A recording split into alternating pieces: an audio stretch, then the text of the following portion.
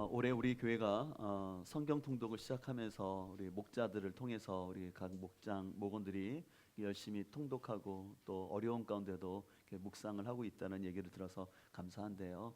소망하는 것은 올 한 해 동안 여러분들이 성경 일독의 은혜가 있었으면 좋겠습니다. 여러분들 성경 읽을 때 때로는 이해가 안 되는 부분이 하더라도 너무 걱정하지 마시고 주어진 분량대로 계속 좀 읽어가시면서 완주할 수 있기를 소망합니다. 근데 우리가 성경을 읽독하다 보면요, 몇 가지 고비되는 순간이 있어요. 그 대표적인 순간이 바로 여러분들이 지난 주간에 읽었을 출애굽기 25장부터 40장까지 이어지는 성막에 관한 이야기입니다. 이 성막에 대한 얘기를 듣다 보면 우리가 익숙하지 않는 표현들이 나오죠. 뭐 귀빗이라고 나오는데 잘 이해가 안 되죠. 또 그 귀빗이 그 치수 단위인데, 그리고 거기에 보면 성막의 재료나 또 색상 또 만드는 방법들이 쭉 나열되어 있는데 너무 복잡해 보이고 이게 나와 무슨 상관이 있나라는 생각이 들기도 합니다. 또 무엇보다 이 성막의 입체적 그 모양이나 또 각 기구의 용도 또 의미가 무엇인지를 잘 모르는 상태에서 이 눈으로 봐야 할 설계 도면을 글로 읽는 듯한 내용이 느낌이 들면서 굉장히 성경은 어렵구나라는 생각이 들기도 합니다. 하지만 여러분들, 이 출애굽기 25장부터 40장까지 이어지는 이 성막 이야기는 복잡한 건축 이야기가 아니라 하나님과의 관계가 어떻게 회복되어지는지, 또 어떻게 하나님과의 친밀한 관계를 누릴 수 있을지에 대해서 잘 보여주는 본문입니다. 특별히 오늘 우리가 함께 읽은 이 본문은요, 이 성막 이야기 전체 이야기 가운데서 심장과 같은 자리에 위치하면서 성막 이야기가 뭘 얘기하려고 하는지 그 핵심을 보여주고 있습니다. 무엇보다 오늘 본문을 중심으로 해서 출애굽기 25장부터 40장까지는요 서로 마주보는 교차 대꾸라는 구조를 갖고 있어요. 여러분들의 이해를 돕기 위해서 이제 출애굽기 성막 이야기를 한번 설명을 드리려고 하는데요. 어떻게 이제 25장부터 40장까지 얘기가 되어 있냐면, 구조를 한번 보시면 이해가 되실 거예요. 예. 먼저 하나님께서는 25장부터 31장을 통해서 성막을 지으라는 명령을 하셨어요. 그 다음에 A-를 보게 되면 성막 건축이 실제로 진행이 됩니다. 그래서 35장부터 40장까지 성막을 짓게 돼요. B에 보면은 근데 금송아지 사건이 발생합니다. 이로 인해서 이스라엘과 하나님과의 관계가 깨어지게 돼요. 근데 B-를 보게 되면 다시 깨어진 언약의 관계가 회복되어지거든요. 그 가운데 C 부분, 바로 오늘 본문인 회막에서 만남의 사건을 통해서 관계의 회복이 시작되는 것을 볼 수가 있습니다. 그래서 여러분들 이 교차 대꾸라고 표현하는데, 여기에서 가장 중요한 것은 C 부분이에요. 성경의 저자는요, 이 성경 말씀을 우리로 하여금 잘 전달하기 위해서 특별히 성경에서 하고자 하는 핵심적인 이야기를 이런 교차 대꾸 구조를 통해서 가운데에다가 중요한 얘기를 배치하는 거예요. 근데 오늘 우리가 읽었던 본문이 바로 이 시에 해당하는 아주 중요한 본문이라는 것입니다. 자, 그러면 오늘 본문이 왜 중요한지를 함께 살펴볼 텐데, 7절에 보면 이렇게 말씀하고 있습니다. 이스라엘 백성이 진을 칠 때마다 모세는 장막을 거두어, 그래서 텐트를 말하는 거예요.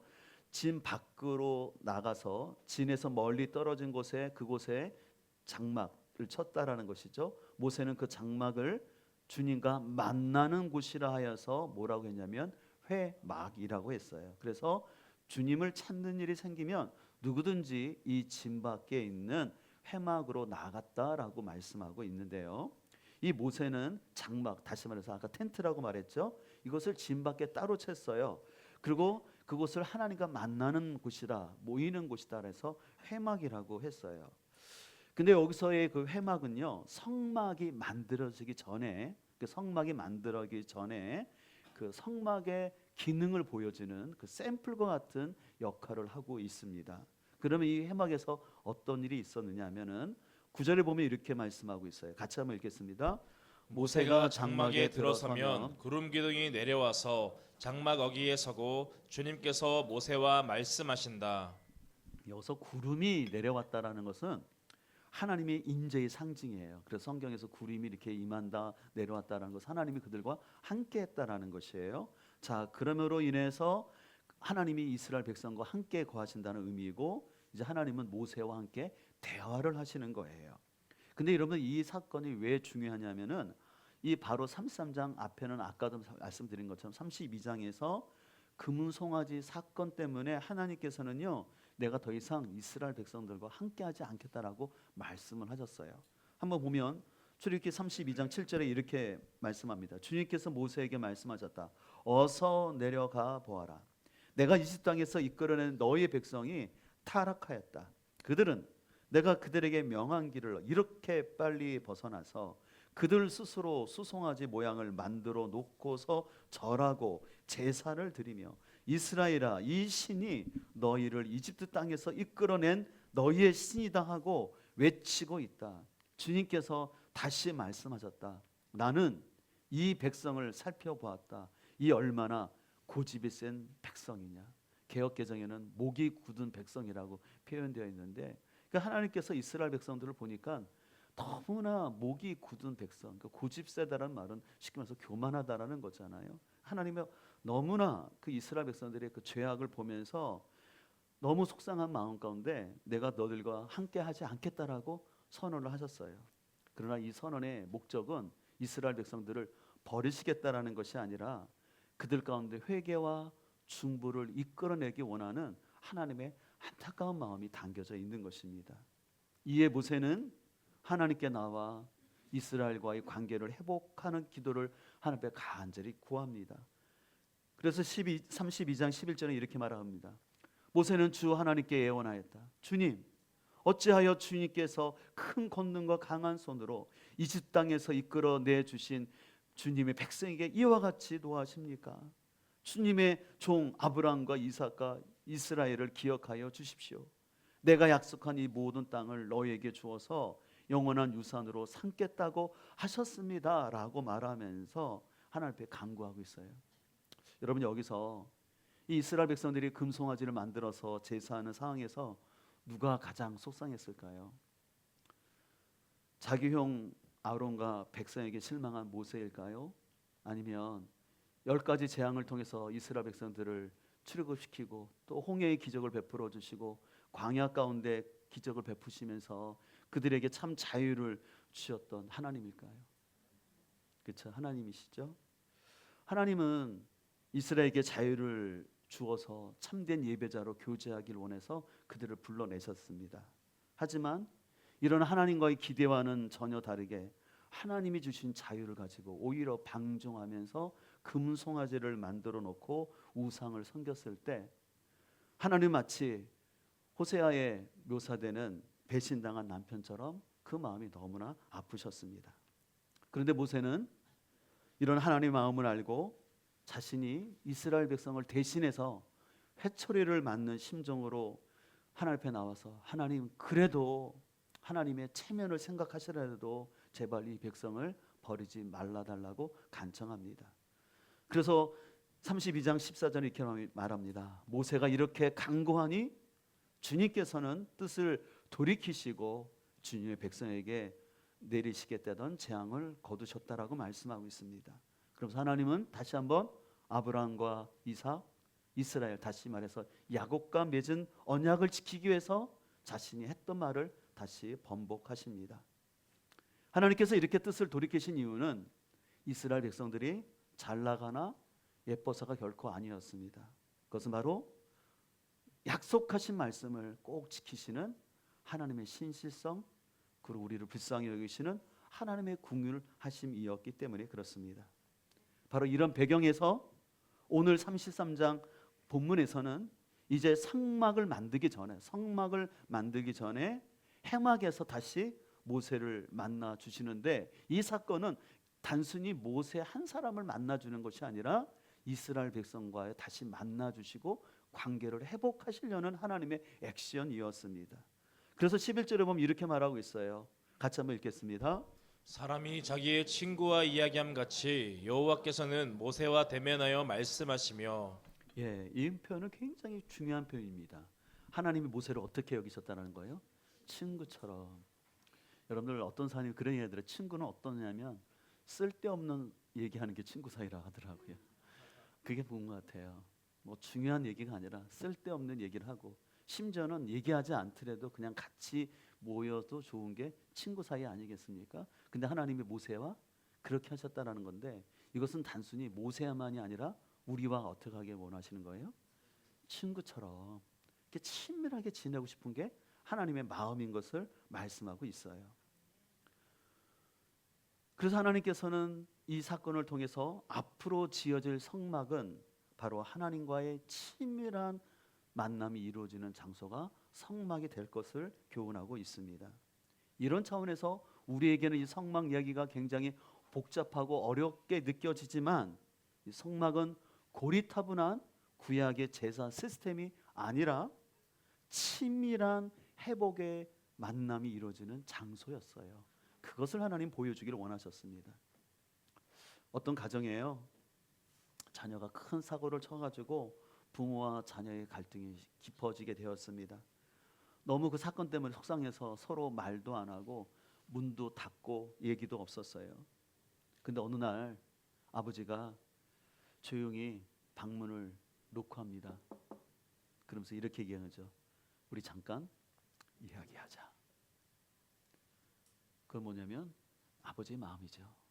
네가 비록 문제 일으켜서 힘들지만 내가 너 관계하고 싶어. 우리 대화하자. 아버지가 찾아오는 거죠. 여러분들 사고 치면 우리 자녀들이 부모님한테 잘못했어요, 용서를 빌지만 그 전에 부모님은 언제나 기다리고 찾아오는 것 같아요. 바로 이 출애굽기는 그것을 보여주고 있습니다. 바로 관계는 대화의 자리가 회복될 때 이루어집니다. 바로 오늘 본문 이 사건은, 이 회막은 바로 그런 자리였습니다. 아까 말씀드린 것처럼 회막은 성막이 지어지기 전에 있었던 임시 텐트와 같은 곳이었기 때문에 볼품이 없고 아주 별것 없어요. 단순한 거 아무것도 없는 곳이었어요. 그러나 그런 외적인 조건과는 상관없이 하나님은 이스라엘과 다시 회복하기를 원하셨어요. 그들의 문을 다시 열어주시며 교제하기를 원하셨던 것입니다. 이 같은 차원에서 하나님이 우리에게 원하시는 것은 화려한 건물이나 어떤 종교적 시스템이 아니라 하나님의 마음을 알고 그 관계를 회복할 수 있는 예배와 기도의 자리라는 것이에요. 우리 교회가 본당을 리모델링하고 있는데요, 본당을 리모델링하는 이유는 시간이 지나서 낡거나 아니면 유행이 처지기 때문에 아니라, 제가 계속 말씀드리지만 예수님께서 내 집은 만민이 기도하는 집이라고 말씀하셨기 때문에 언제든지 성도들이 와서 편안하게 하나님 앞에 기도하기를 소망하고, 또 하나님의 임재를 더 충만히 드릴 수 있는 예배 환경을 조성하기 위한 길인 것이지, 그곳에 하나님의 임재가 없다면 아무리 비싼 돈을 들여서 깔끔하게 리모델링을 해도 아무 의미가 없는 거예요. 하나님의 임재가 없다면 그것은 하나의 그냥 인테리어 작품에 불과한 겁니다. 근데 저는 이 성막 이야기를 묵상하는 가운데 관심 있게 봤던 인물이 한 명이 들어왔어요. 아까도 말한 것처럼 하나님은 출애굽기 25장에서 성막을 만들라고 하셨고, 그 다음에 성막에 필요한 여러 기구들을 세세하게 어떻게 말해야 할지 27장에서 이야기를 했습니다. 그래서 그림에 보면 여러 가지 이런 성막에 대한 도구들을 만들라고 하나님이 쭉 설명을 하셨어요. 그리고 이제 28장부터는 그 성막에서 성교할 제사장을 어떻게 입어야 할지, 제사장이 하나님 앞에 나올 때 어떤 옷을 입고 나와야 할지, 그리고 어떻게 제사장 직분을 감당해야 할지를 알려주셨어요. 그래서 출애굽기 29장에는 이렇게 말하고 있습니다. 너는 아론과 그의 아들들을 회막 어귀로 데리고 와서 목욕을 하게 하고 의복을 가져다가 속옷과 에봇 밑에 있는 겉옷과 에봇과 가슴 바지를 아론에게 입게 하고, 그래서 그들에게 제사장의 직분을 맡겨라라고 말씀하셨어요. 그러니까 얼마나 중요한 직분이었습니까? 근데 이 직분을 감당해야 될 아론이 32장의 금송아지 사건 앞에서는 전혀 분별력 없는 모습 속에서 제사장 역할을 잘 감당하지 못했습니다. 자, 그래서 출애굽기 32장이 또 이렇게 말해요. 백성은 모세가 산에서 오랫동안 내려오지 않으니 아론에게로 몰려가서 말하였다. 일어나서 우리를 인도할 신을 만들어 주십시오. 그러자 아론이 그들에게 말하였다. 여러분의 아내와 아들 딸들이 귀에 달고 있는 금고리들을 빼어서 나에게 가져오시오. 아론은 모세의 형으로서 자기 동생 모세를 걱정하기보다는 백성들의 여론과 압력을 못 여겨서 애굽에서 보고 경험한 대로 금송아지를 딱 만들어 놨어요. 그러자 백성들이 거기서 춤을 추면서 이 금송아지가 우리를 애굽에서 인도하신 하나님이다라고 하고 있었습니다. 어떻게 보면 아론은 자격이 없고 실패한 사람처럼 보입니다. 경상도 사투리로 깜도 안 되는 사람처럼 보여요. 근데 여러분들 출애굽기 40장 12절을 볼까요? 같이 한번 읽겠습니다. 너는 아론과 그의 아들들을 해막 어기로 데려다가 목욕을 하게 하여라. 그리고 너는 아론에게 거룩한 옷을 입게 하고 그에게 기름을 붓고 그를 거룩하게 구별하여 지상으로서 나를 섬기게 하라. 성막이 다 지어진 다음에 하나님이 제사장 위임식을 하는 거예요. 하나님은 비록 아론이 연약하고 실수를 했더라도 그를 버리거나 다른 사람으로 대체하지 않으시고 그에게 제사장 직분을 감당하게 하셨습니다. 왜 하나님은 그런 큰 실수를 했던 아론을 버리지 않으셨을까요? 하나님은 제사장을 능력으로 세우는 것이 아니라 은혜로 세우기 때문에 그렇습니다. 이것은 제사장뿐만 아니라 우리를 향해서도 마찬가지입니다. 아마 아론과 그의 후손들은 자신들이 이 제사장 직분을 감당하면서 자신들이 흠이 없거나 잘나서가 아니라 오직 하나님의 궁율 때문에 하나님의 은혜로 자신들이 대대로 이 제사장 직분을 감당함을 그들은 수없이 느꼈을 것입니다.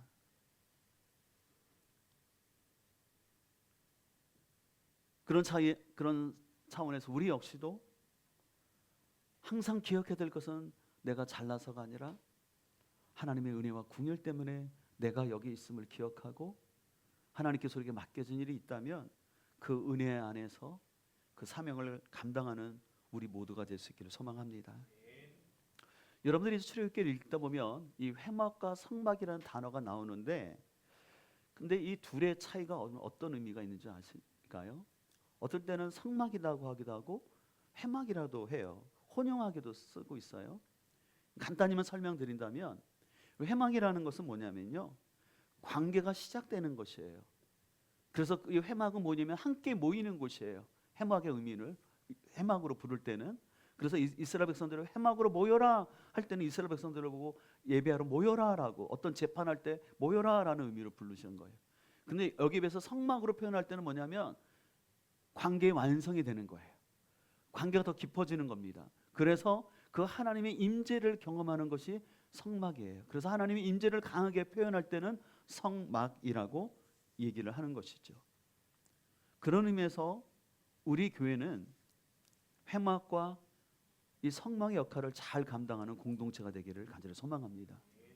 그래서 교회는 신자와 비신자가 함께 하나님을 만나는 곳이어야 되기 때문에 문이 넓어야 돼요. 동시에 교회는 세속적인 욕망과 가치관들을 번제단에서 깨끗이 태우고 예수 그리스도의 십자가를 통해서 몸이 깨끗한 몸 가운데 그 성소로 들어가서 하나님의 임재를 경험해야 합니다. 또 교회 안에 작은 교회인 목장도 마찬가지입니다. 주중에 신자와 비신자들이 함께 모여서 식사의 교제를 나눕니다. 동시에 서로의 삶을 나눌 때 단순히 한 주간의 얘기나 다른 사람이 이야기를 하는 것이 아니라 하나님께서 어떻게 자신의 삶을 인도하셨는지 감사의 고백과 함께 그 연약함을 고백하면서 그 이야기를 함께 들으면서 하나님이 행하심을, 그 임재를 경험해야 되는 것이죠. 그러면서 우리는 진지하게 생각할 필요가 있습니다. 나는 누구를 만나려고 교회에 오는가입니다. 혹시 여러분들이 예배 나올 때 종교적인 의무처럼 안 나가면 뭔가 혼나고 찜찜할 것 같아서 출석 도장 뜨듯이 그냥 하나님 앞에 예배만 드리고는, 하나님께서 제일 싫어하는 표현이지만 마당만 밟고 가는 그런 종교인의 모습을 하고 있지는 않은지요. 또 아니면 하나님과의 만남보다는 그냥 사람과 만나서 얘기하고 잡담하다 가는 게 좋아서 그냥 예배에 나오지는 않는지요. 우리 공동체는 시간과 장소를 구별해서 함께 모이는 회막일 뿐만 아니라 그 속에서 하나님의 임재를 깊이 경험할 수 있는 성막 되기를 소망합니다. 이스라엘 백성들이 드디어 이렇게 성막을 다 지었어요. 자, 성막을 지었을 때 어떤 일이 나타났을까요? 출애굽기 40장 34절 함께 읽겠습니다. 그때의 구름이 회막을 덮고 주님의 영광이 성막에 가득 찼다. 모세는 회막에 구름이 머물고 주님의 영광이 성막에 가득한 찼으므로 거기에 들어갈 수 없었다. 이 33절과 35절에 반복되는 단어가 있죠. 어떤 단어였습니까? 주님의 영광이었다는 거예요. 아까도 말한 그 구름이라는 건 하나님 임재의 상징이었는데 성막이 완성되어지고 제사장 위임식을 진행하자 구름이 가득하면서 하나님의 영광이 가득한 거예요. 그래서 너무 그 영광이 가득하니까는 모세가 거기에 들어갈 수 없을 정도가 되었다라는 것입니다. 저는 이 모습을 보면서 우리 교회가 지향해야 될 모습은 교회 가운데는요, 담임 목사나 어떤 사람의 목소리가 아니라 주님의 영광이 나타나야 할 줄 믿습니다. 건축을 하든지 예배를 드리든지 목장 모임을 하던 가운데 중요한 것은 주님의 임재가 경험되어야 돼요. 그래서 우리 목자들은 늘 그런 고민을, 제가 숙제가 있다고 그랬죠. 목장 모임이 끝나고 난 다음에 과연 오늘 우리 목장 모임 가운데는 하나님의 임재가 있었는가? 하나님의 임재가 있을 수 있도록 서로 나눔이 되었는가? 아니면 그냥 세상 사람들처럼 그냥 한 주 모여서 일주일에 한 번 모여서 그냥 밥 먹고 잡담하다가 끝났는가? 우리는 늘 솔직하게 주님 앞에 물어야 합니다. 간혹 우리 성도들이 밖에 모였을 때 하나님의 영광을 생각하면 우리는 뭔가 부담스러워 생각하고, 야, 교회 바뀌니까, 야, 여행 왔으니까 좀 우리끼리 편하게 있자, 편하게 지내자라고 얘기하면서, 심지어는 분위기도 좋은데 주님도 함께 마시자 그렇게 얘기하는 사람도 있다고 합니다. 근데 여러분들, 하나님의 영광이라는 것은요, 엄숙하고 무거운 것만 있는 것이 아니라, 하나님의 영광이라는 것은 원래 뭐냐면 하나님의 창조의 모습 따라서, 모습대로 생육하고 번성하면서 사명을 감당하면서 거기서 느끼는 즐거움이에요. 그래서 나에게 맡겨진 사명을 온전히 감당할 때 거기서 하나님이 주시는 기쁨과 즐거움이 있습니다. 그런 의미에서 소유를 문답 1번, 사람의 제일 된 목적은 무엇인가? 우리가 비록 침례 교인이지만 이 웨스트민스터에 나오는 소유를 문답을 잘 기억할 필요가 있어요. 같이 한번 읽겠습니다. 하나님을 영화롭게 하고 그를 영원토록 즐거워하는 것. 예, 여러분, 사람의 제일 된 목적은요, 돈도 버는 것 아니고요. 돈도 벌어야 되겠지만 그게 아니라고 말하고 있어요. 일도 해야 되지만 이 일이 전부가 아니라는 거예요. 제일 된 목적은 뭐냐면 하나님을 영화롭게 하고 하나님을 영원토록 즐거워하는 거예요. 믿습니까? 그러면 여러분, 하나님을 영화롭게 하고 하나님을 즐거워하는 게 뭘까요? 그게 바로 예배라는 거예요. 그래서 예배는요, 일주일의 끝에 드리는 게 아니라 일주일의 첫 시작의 예배인 거예요. 그래서 우리가 일요일을 하지 않고 주일이라고 부르는 이유는 뭐냐면 이 주님의 나를 통해서 주님을 즐거워하는 거예요. 그래서 그 주일을 통해서 하나님의 영광과 능력을 힘입어서 이제 여러분들이 일터에 나가서, 가정에 나가서 하나님 나의 부르신 그 자리에서 거기서 하나님을 섬기듯이 또 나가는 거예요. 그러면 그 예배가 또 그 삶의 예배가 되는 것이죠. 근데 그 삶의 예배가 되기 위해서는 먼저 주일에 온전한 예배를 통해서 하나님의 임재와 힘을 얻어야 되는 것이죠. 하나님의 영광을 봐야 되는 것이죠. 근데 그거 없이 자꾸 사역하는 거 아니라는 거죠. 그래서 제가 늘 말씀드리잖아요. 예배 안 드리고 주방 봉사하는 거 저는 기뻐하지 않아요. 저뿐만 아니라 하나님도 기뻐하지 않는 거예요. 여러분들이 예배를 쉽게 생각하고 가볍게 생각하고 주방에서 봉사하고 다른 거 봉사하지 않으셨으면 좋겠어요. 아예 봉사를, 내가 미안하지만 우리 목원들에게, 다른 팀에게 미안하지만 제가 오늘 하나님 앞에 먼저 예배 드릴게요. 제가 오늘 너무 어제 정신이 없다 보니까 너무 분주해서 제가 이런 마음으로 봉사하는 건 하나님 앞에 합당하지 않겠어요 라고 고백할 수 있는 우리 교회가 됐으면 좋겠습니다. 저는 우리 교회가 규모와 숫자에 상관없이 참으로 하나님이 찾으시는 그 예배자로서 세워지기 소망합니다. 그거 안 되면요, 껍데기예요.